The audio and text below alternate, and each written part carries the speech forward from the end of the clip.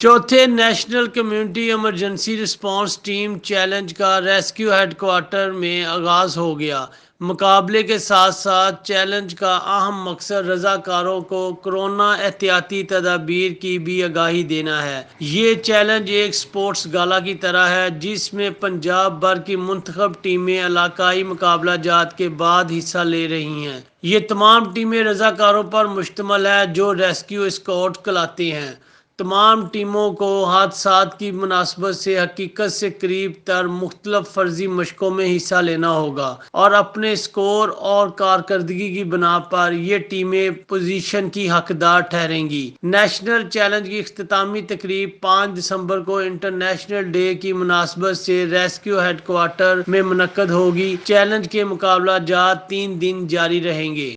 Cameraman Usman मिठा के साथ सैयद मुजाहिद शाह, एमरा न्यूज़, लाहौर।